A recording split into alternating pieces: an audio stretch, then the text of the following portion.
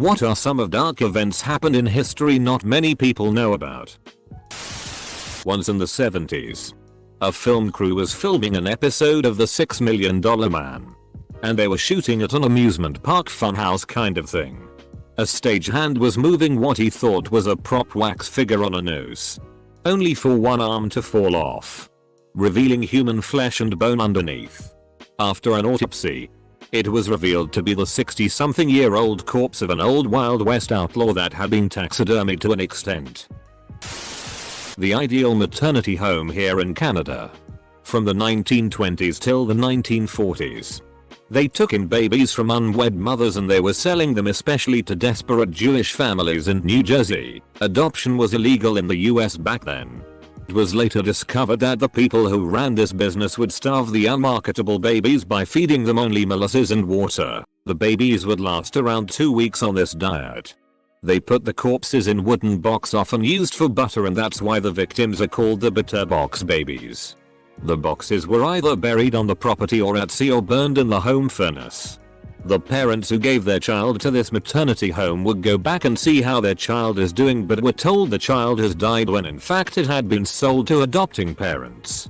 Between 400 and 600 died in that home and at least 1,000 were adopted, but sadly, the adopted babies often suffered from diseases because of the unsanitary conditions and lack of care at the home. The Halifax explosion. Regarded by many as the biggest man-made explosion prior to the invention of the atomic bomb. A ship laden with explosives collided with another vessel in Halifax Harbor. The resulting explosion flattened much of the city's downtown core, killing roughly 2,000 and injuring 9,000. The blast is said to have temporarily displaced the water in the harbor, forming a tsunami that reached up to 15 meters high, surging over the wreckage of the waterfront. The following day, Halifax was hit by a blizzard that dumped 40 centimeters of snow on top of the city, further complicating rescue efforts. The city is also home to a cemetery where many victims of the Titanic were laid to rest. It is said that the body identification system developed at the time of the Titanic sinking in 1912 aided efforts to identify victims of the Halifax explosion in 1917. During Prohibition, the government funded and led an operation to release barrels of alcohol that they had poisoned to make people sick and shy away from bootleg liquor. Lots of people ended up dying, but people still drank more than ever. In my family's region in Africa, they used to carry out the death penalty by snake bite. Just a snake bite to each ankle.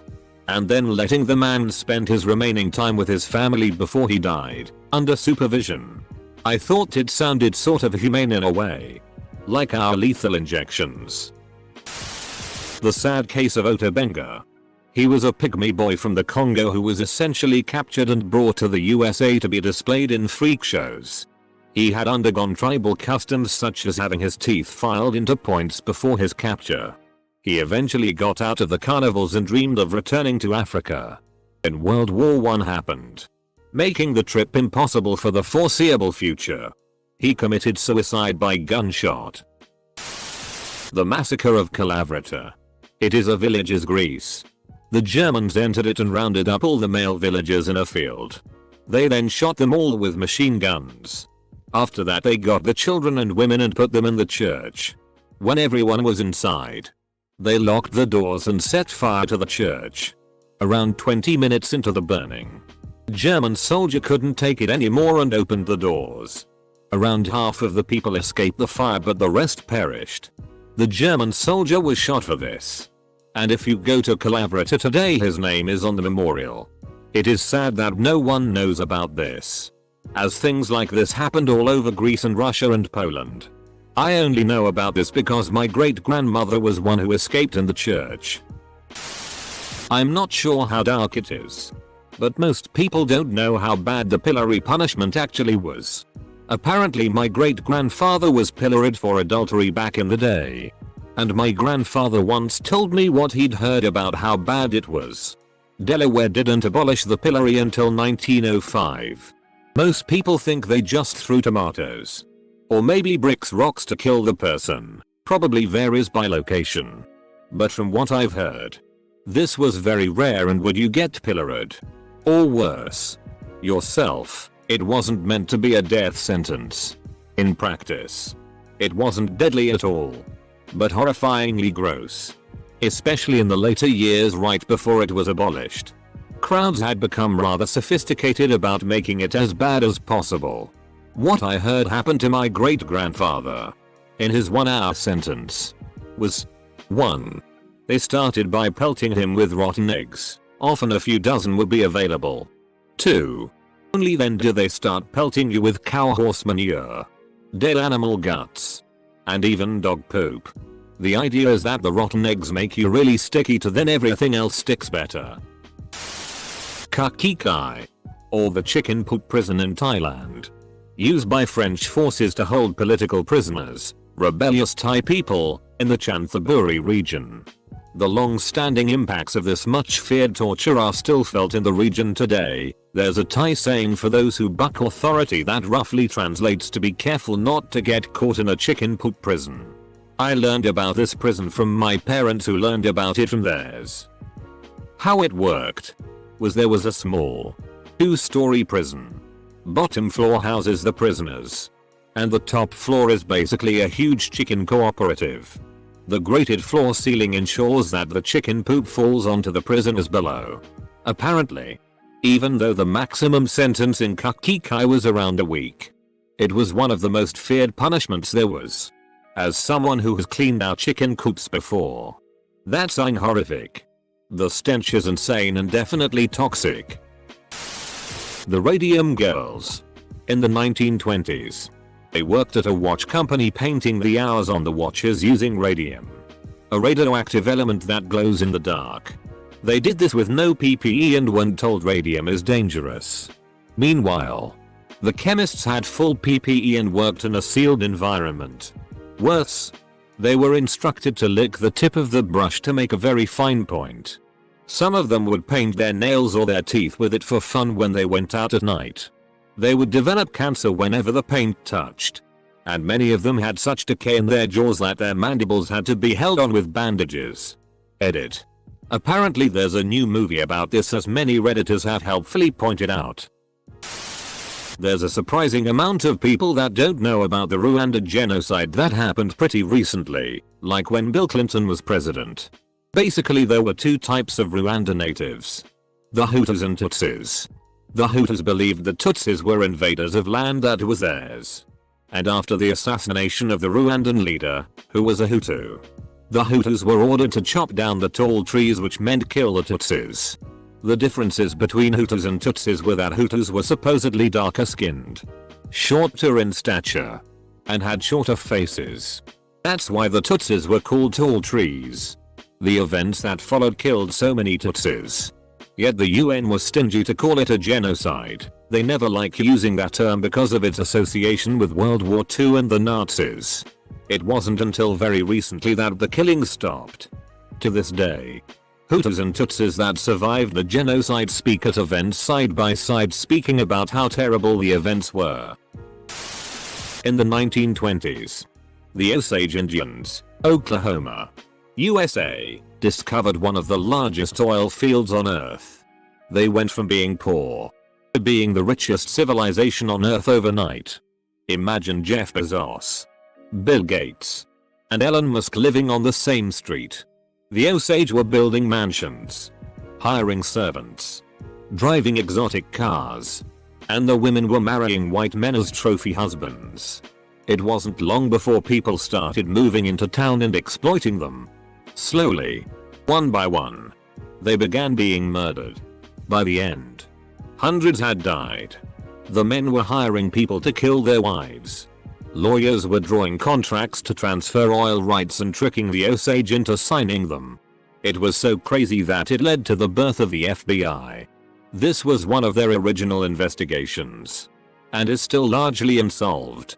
Martin Scorsese is currently directing a movie about it. It's going to be based on the book Killers of the Flower Moon, which is where I learned about it. Super interesting read.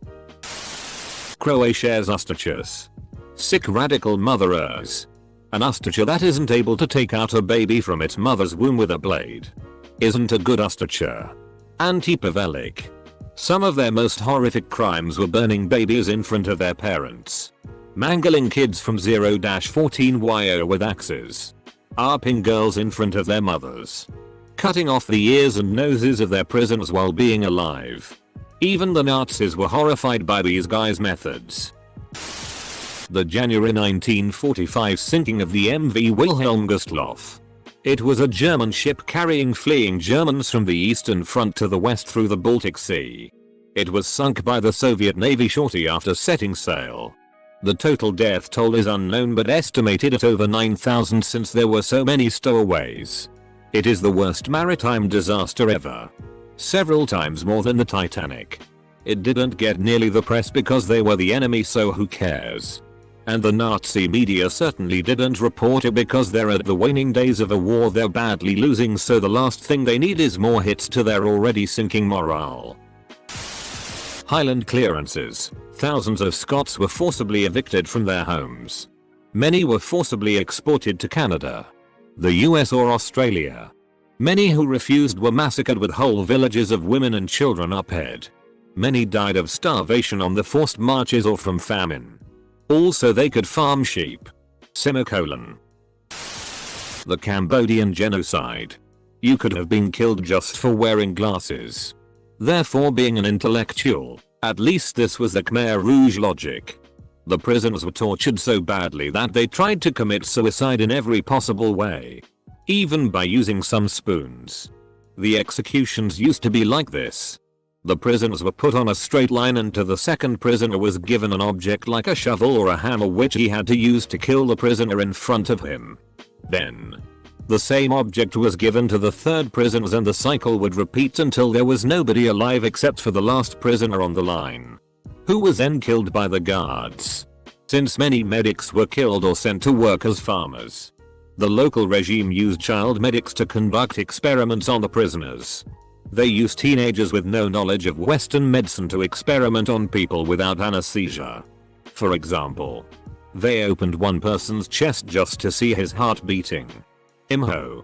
This is even worse than Unit 731. You know Jameson whiskey?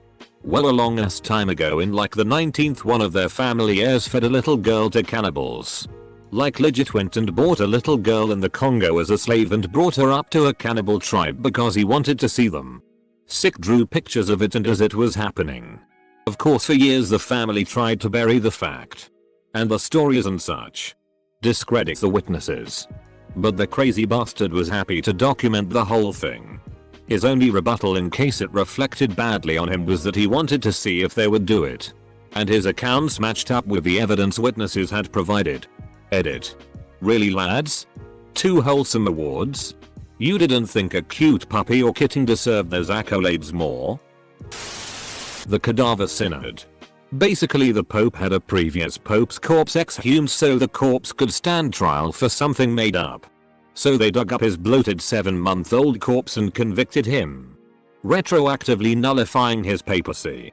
Then they dumped his bloated and convicted corpse in a river. The people got head and overthrew the Pope, who was strangled in prison.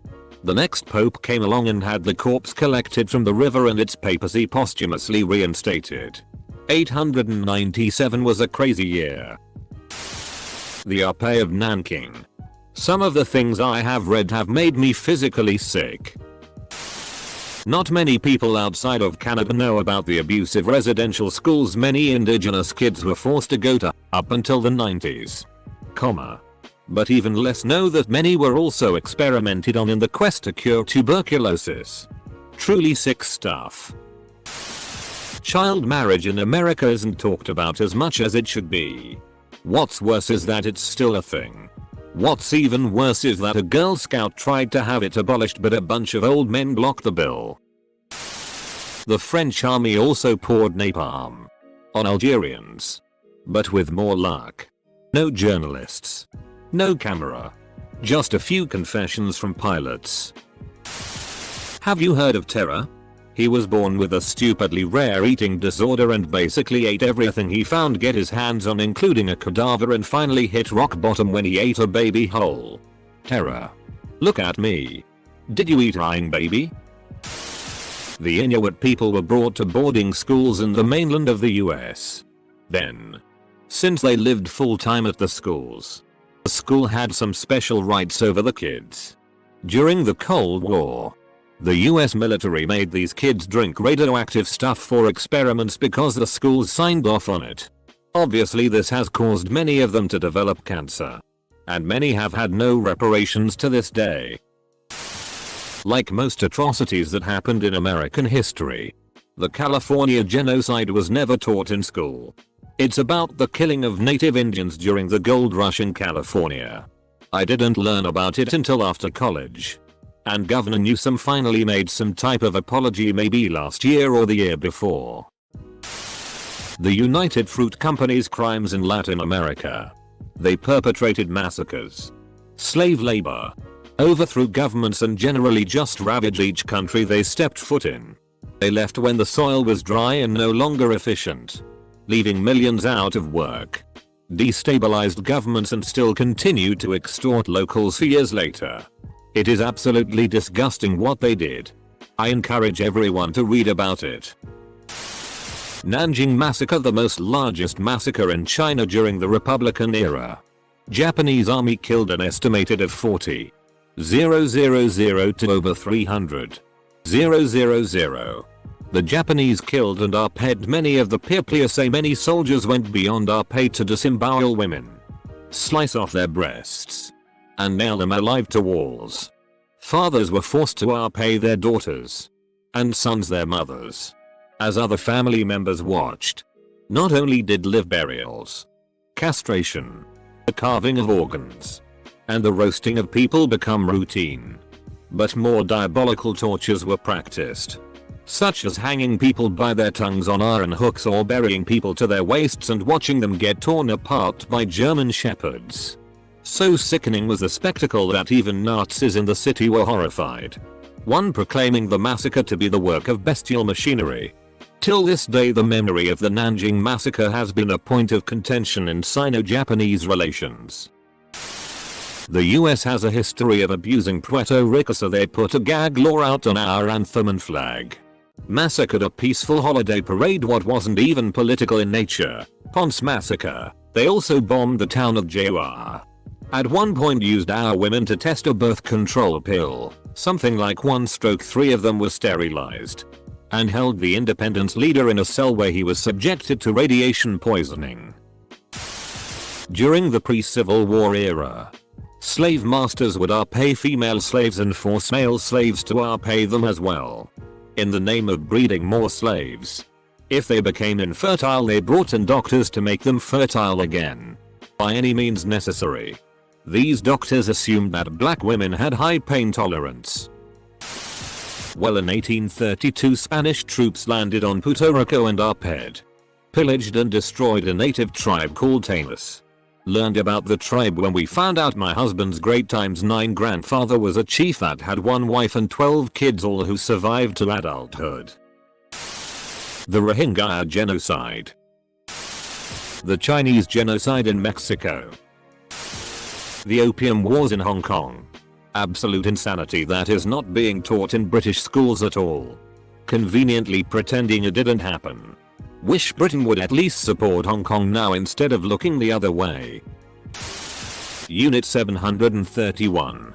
Japanese units during World War II who carried out extremely gruesome and lethal experiments on humans, including but not limited to vivisection without anesthesia, exposure to biological agents, testing weapon lethality, sleep food water deprivation, extreme radioactivity exposure, low pressure chambers, burns, electrocutions, spinning to death in a centrifuge, injected with animal blood and seawater, forced frostbite, forced incestuous relationships, arpe and forced pregnancies, etc. ad nauseam.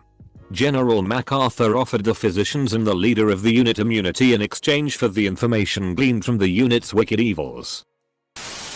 William Ellison Jr. He was one of the few black slave owners in the American South.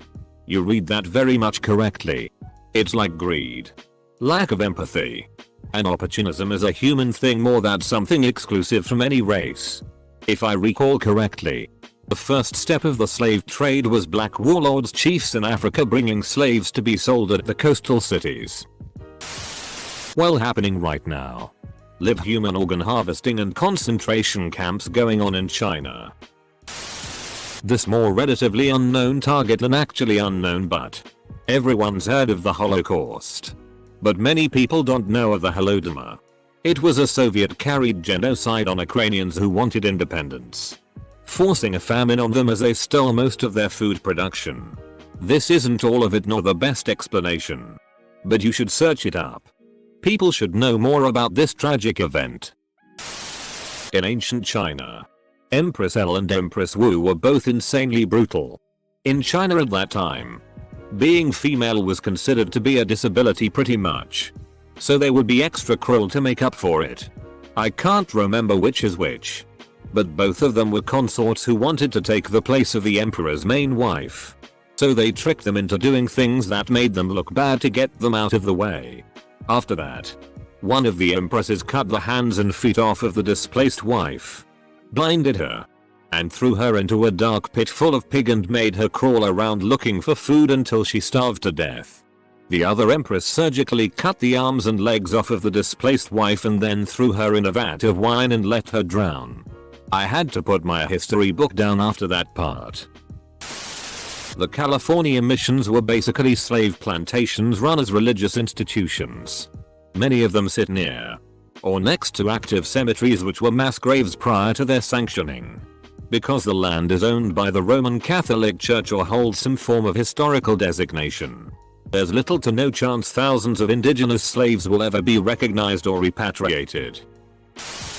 Entire black communities and their properties were destroyed or wiped out because white Americans did not want them living near them and worked themselves into a riotous frenzy. Redlining and racist housing regulations developed by state governments are some of the key factors as to why black Americans have not accumulated wealth in this country. They have lost generations of wealth because of these rules, even as they were eventually outlawed. So anyone interested in history are aware that India had a very radical caste-based system in its villages. So in many villages the wealthy man of the village would have lot of interfering to do with village matters. One of which is, the first night of any newlywed lower caste bride would be spent with him. The Korean comfort women under Imperial Japanese rule, World War II. The Japanese were as inhumane as the Nazis were. If not worse yet, all is forgiven by 2 nuclear bombs. So it seems. The Dancing Plague. The Dancing Plague of 1518. It theorized that it was caused by ancestors having consumed human flesh, more specifically the brain, and lay dormant until the incident. There are other instances of this, but this one is the most widely known. Officials in the town even went as far to build stages for the people believing they were blowing off steam. They danced, or rather convulsed into the night with some casualties from exhaustion. Joe Namath on the Rams. Quick warning. Don't read this if you have a weak stomach. A lot of people have heard of the Donner Party, but a lot of people don't understand the specifics. I'll be honest with you. They kind of deserved some of the stuff they went through. They chose to take a trail that hadn't been traveled despite qualified people telling them not to. At one point after some of the cannibalism had begun, 2 natives from the Miwok tribe said nope and tried to leave. Afterwards they were hunted down and killed for food. They also ate a dude who was unconscious cause his hand fell in the fire, and they decided even though he wasn't dead that it was close enough. And at the end the last survivor was an old man who, though he claimed the other few people there had died of natural causes, had eaten the last couple of survivors who were with him. He even claimed that human flesh tasted better than anything else, which was why he hadn't eaten the last bit of oxen meat there. Sundown towns, also known as sunset towns, grey towns, or sundowner towns, are all white municipalities or neighborhoods in the United States that practice a form of racial segregation by excluding non-whites via some combination of discriminatory local laws, intimidation, and violence. The 60s is when they started restricting them. Edit. Thanks for the responses and upvotes. I know they still exist today. And the best thing we can do is try to educate our children and friends with what the education system chooses to leave out. I feel the worst histories are the ones that need to be told the most. Inuk registered sign Beck, Canada. When white people arrived in Inuk villages, northern native, the first thing they did was to shot every dog. Mostly sled dog like huskies. Towards the end of the Second World War, a Japanese POW camp called Sandakan forced 400 Allied prisoners on a death march across Borneo. The marches were so brutal that 6 of those 400 men survived, each of whom eventually went insane when they returned home. The single worst atrocity suffered by Australian servicemen is also one of the least known. The history of Liberia. Basically, people think it was a country founded by African American freed slaves. What many people don't know is that the land was already populated by native tribes which were basically enslaved by an African American elite. Native Liberians even started to call them whites. Despite being the only African country to never be colonized by the Europeans, Liberia is still one of the least developed countries in Africa. And the US never provided any kind of large-scale support. I haven't heard or seen a single person talk about Juneteenth in the entire time I've been alive. Winston Churchill's genocide of over 4 million Indian people. Edit. Tuskegee syphilis study. The kidnapping of native children that the USA and Canada did for decades. The government's willing practiced cultural genocide. Sticking the native children in boarding schools. Adopting them out to white strangers. Performing disgusting acts of abuse onto them. And so many other heinous acts.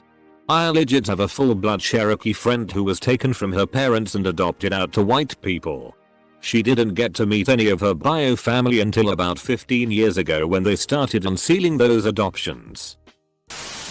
Google Saskatoon Starlight Tours. Basically, European descent cops in Saskatchewan, Canada would pick up arrest indigenous people for random offenses. Take them on a road trip outside of town where they were dropped off in below freezing weather miles from where they were picked up. Canadians like to think we're so much better than Americans cause our cops don't kill black people. Nor they go after the indigenous up here more than anybody. Don't map you.I. Edit.